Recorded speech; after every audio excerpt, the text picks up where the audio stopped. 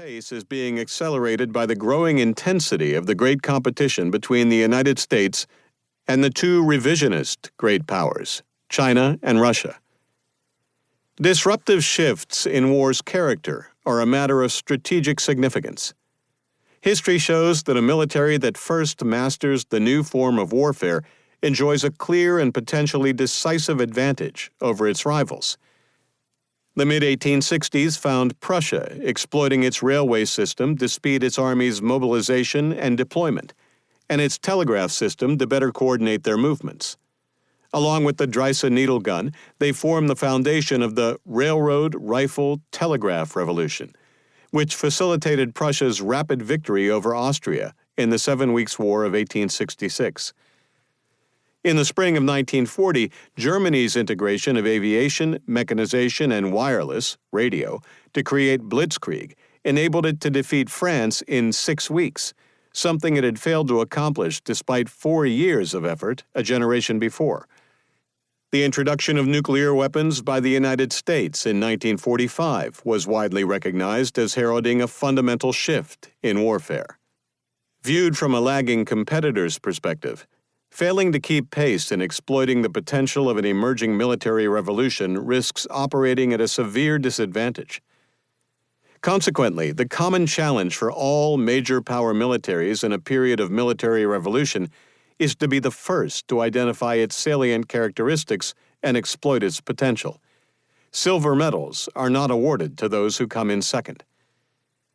This book addresses two matters of strategic significance. First, it provides a preliminary assessment of the disruptive changes occurring in general war in this era of increased competition among great powers. Modern general warfare between advanced military powers is a highly complex phenomenon. Should such a war occur today, it would exhibit very different characteristics from the last general war, concluded more than 3/4 of a century ago. Indeed, the length of time between the American Civil War and World War II is roughly the same as from 1945 to the present. Just as those two wars' features were profoundly different from each other, a general war today would be very much a war like no other. It's been said that predicting is difficult, especially about the future. Given the long general peace that thankfully followed the last general war, and the profound advances in military-related technologies that have occurred since the end of the Cold War, any attempt to set forth a detailed description of future warfare would provide only the illusion of precision. As President Dwight D. Eisenhower sagely observed, "There is only one thing I can tell you about war, and almost one only, and it is this: no war ever shows the characteristics that were expected. It is always different."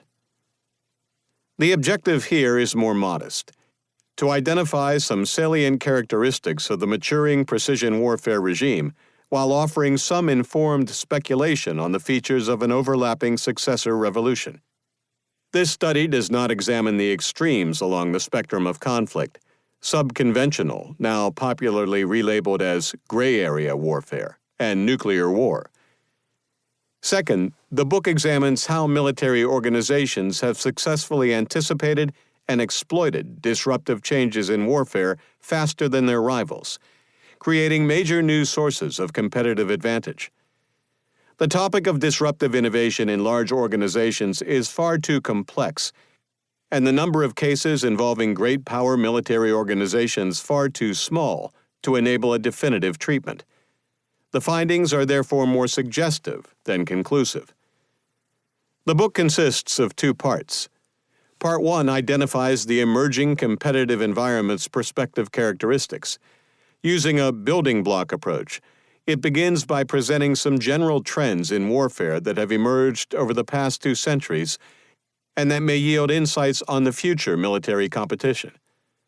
This is followed by some informed speculation on the maturing precision warfare regime. Does it represent a new normal in military affairs? Or might militaries find ways of projecting power effectively despite the creation of modern no-man's lands? The narrative then turns to identifying how emerging military capabilities are setting the stage for a new, overlapping revolution. Part 1 concludes by exploring the implications of the... To keep listening to this audiobook, I've left you a link in the description so you can do it, at no cost thanks to Audible's 30-day free trial.